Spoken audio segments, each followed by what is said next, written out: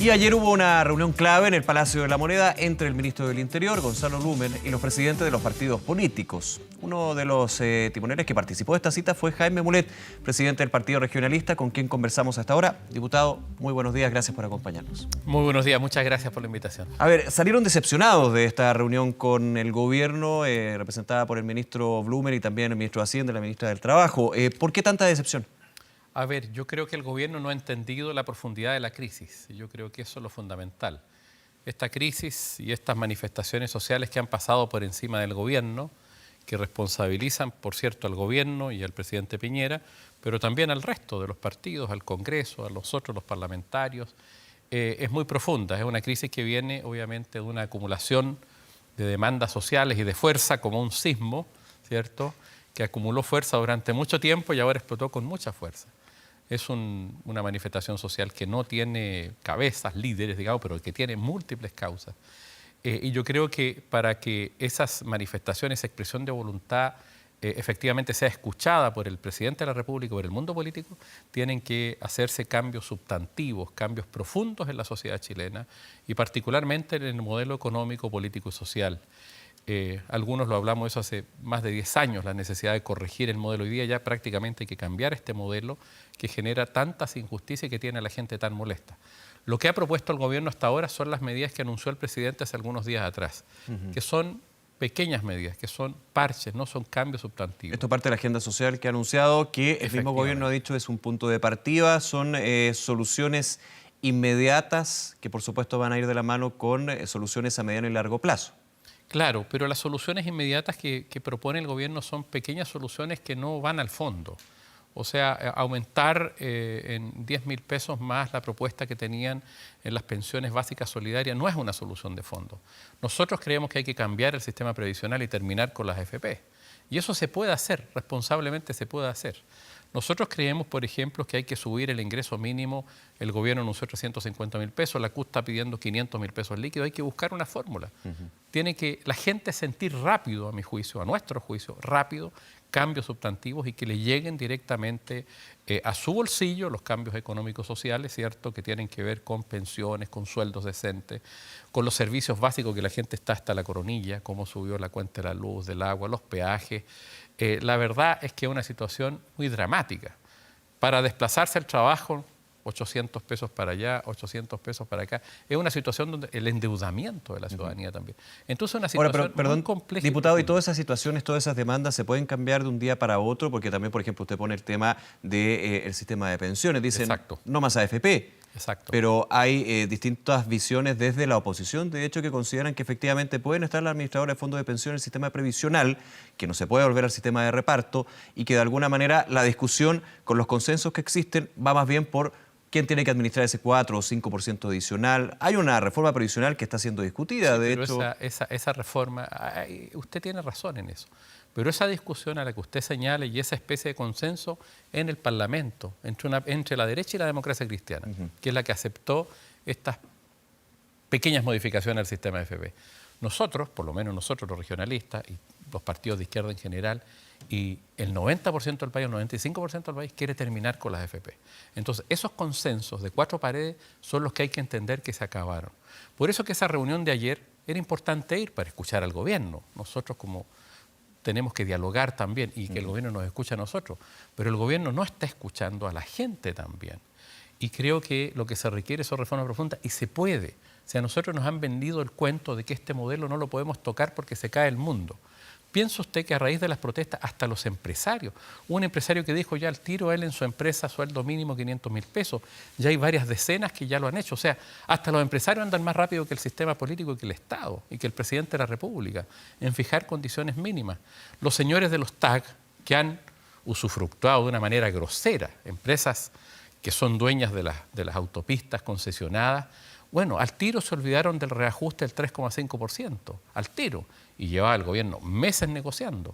Entonces aquí hay que hacer cambios sustantivos, el endeudamiento, la gente trabaja para pagar las tarjetas de crédito, y mire, está bien tener tarjetas, pero los intereses son intereses abusivos, y en este país se abusa de la gente, y la gente ya se cabrió. Ahora, y esto reventó. Entonces, si el gobierno no hace planteamientos profundos al tiro, que la gente los vea y lo sienta, y que el gobierno está convencido, esta movilización seguramente va a seguir. Por eso que yo dije que nosotros incluso habíamos presentado una propuesta de cambio constitucional, de que si el presidente, si no hace cambio, a mi juicio, va a llegar un momento que va a tener que renunciar. Claro, usted dijo el presidente y nosotros, los parlamentarios, nos tenemos que ir y llamar a la elección. Porque hay que entender, Nicolás, que la molestia no solo es con el presidente.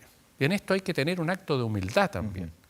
Es cierto que él tiene hoy día la llave para hacer los cambios, porque todas las propuestas legislativas sustantivas son de iniciativa exclusiva del presidente. Sí, el régimen presidencial actual. Claro, pero también existe molestia para el mundo parlamentario, para el mundo político. Y nosotros tenemos que entender esto. Entonces hay que abrirse a la posibilidad.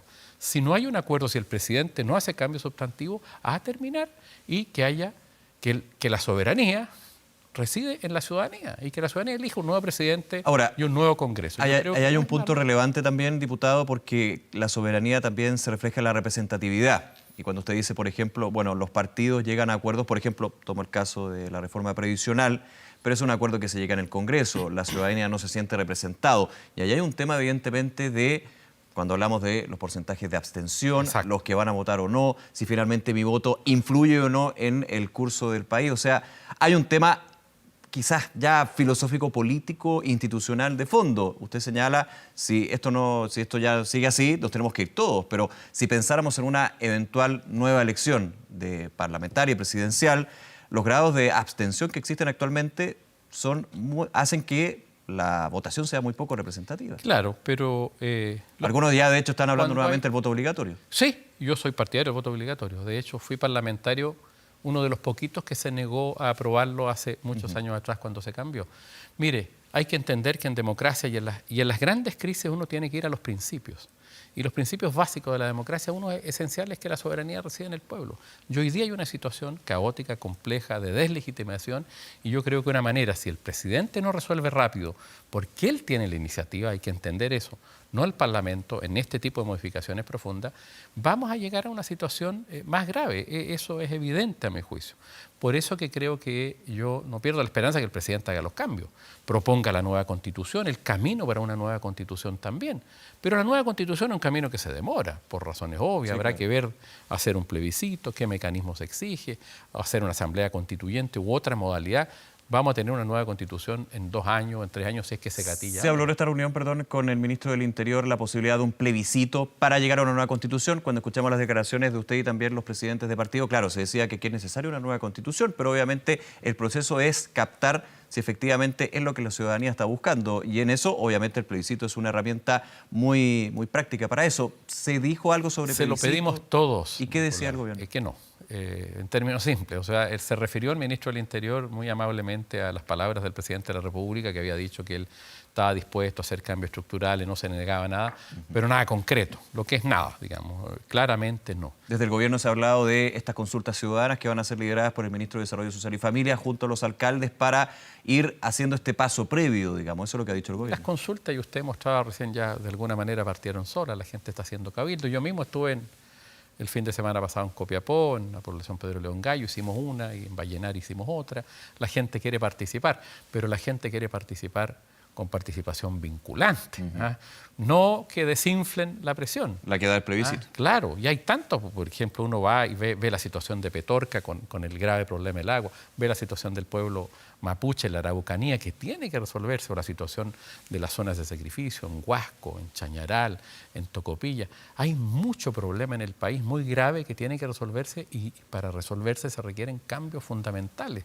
Se requiere aquí dar vuelta a la página, hacer un cambio de modelo económico y preocuparnos desde el territorio. Los regionalistas queremos profundizar la democracia y por eso que el momento constitucional es muy importante, para que la gente vaya tomando sus decisiones desde el territorio y no sea el territorio de alguna manera ocupado por las forestales, ocupado por las pesqueras, ocupado por las grandes mineras en el norte y no quede nada, digamos, o situaciones más bien de precariedad, donde casi los chilenos hoy día son como siervos de la gleba, que tienen que trabajar para aportar, para pagar las tarjetas. Es una cosa que yo creo que Por eso que la crisis es muy profunda. Ahora, lo que es parte también de esta discusión cuando se habla de nueva constitución es si efectivamente una nueva Carta Magna puede solucionar todos estos problemas que está levantando la ciudadanía. Hay algunos que sostienen que, por ejemplo, el tema previsional, más que por una reforma constitucional, se tiene que ver por una reforma previsional, un tema que se está viendo actualmente. Lo pongo como un ejemplo. Así es. De alguna manera se levanta, ok, una nueva constitución va a solucionar todos los problemas. No. Algunos dicen, no.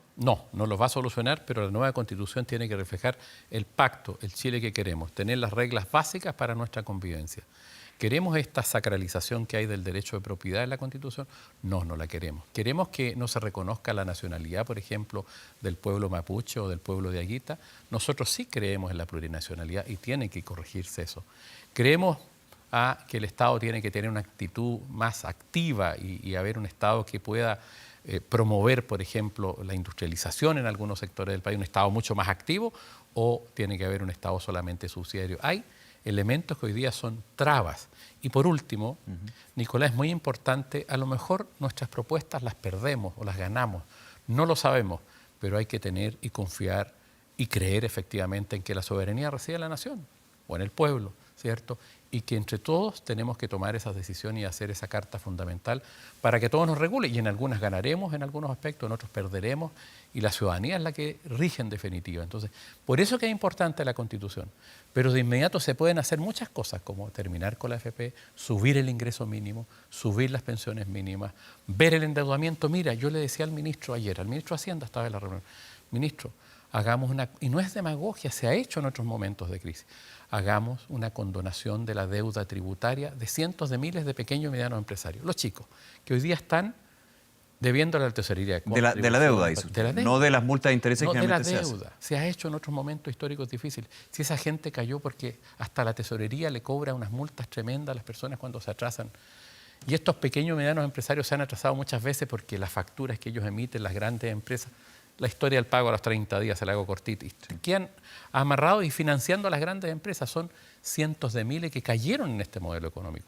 Se puede hablar con los bancos y las instituciones privadas para reprogramar también la deuda privada inteligentemente y con intereses justos. Por ejemplo, son cosas que se pueden hacer y yo creo que hay que tener la voluntad para hacerlo. Los abusos, las colusiones que la gente vio, ya la gente lo sabe, ¿te fijas tú? Entonces, después de las colusiones no ha cambiado nada. Hay una legislación un poquito, pero están las farmacias con mercados concentrados, remedios caros. Entonces, es mucho. Si usted revisa cada una de estas cosas, que en definitiva terminan con el sueldo de 400, de 500 mil pesos teniendo que pagar. Luz subió un 20%. Agua sube todos los años. Los TAC suben todos los años, más allá del IPC, y el sueldo no sube. Entonces es muy duro. Diputado Polet, por último, uno entiende que el gobierno va a seguir citando a los partidos políticos de oposición o oficialismo para estas reuniones, de alguna manera haciendo el balance. Como comentábamos al comienzo, ustedes salieron bastante decepcionados. Si a usted específicamente lo citan nuevamente a la moneda, ¿va? Yo creo que sí. Yo no me niego al diálogo. Yo ayer le llevé mi propuesta previsional, que elaboramos hace 2 o 3 meses atrás con Gonzalo Marner y otros economistas, una propuesta seria en materia previsional para cambiar el sistema y terminar con la AFP. Le llevé nuestra propuesta de condonación.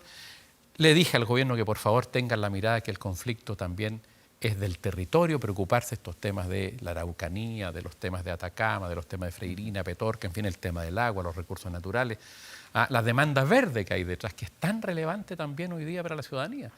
Ahora, yo no pierdo la esperanza. Yo soy una persona que volví a la política después de estar muchos años afuera porque creo que podemos hacer un aporte y no pierdo la esperanza. Y creo que este es un momento de crisis profundo, pero que si salimos bien como país, podemos soñar y construir un Chile más justo verdaderamente, donde no hayan estos abusos de los que hoy día la gente se cabrió, reventó, y donde los políticos seamos capaces, por ejemplo, si la solución somos que nos vayamos todos ahora, vámonos, si es que esa es la solución, pero tratemos de construir ese Chile más justo. Yo creo que hay una oportunidad, este país tiene recursos para hacerlo, tenemos que ser inteligentes y generosos. Diputado Jaime Mulet, nuevamente muchísimas gracias por acompañarnos. Yo a usted, Nicolás, muchas gracias y muy buenos días. Hasta luego, buenos días.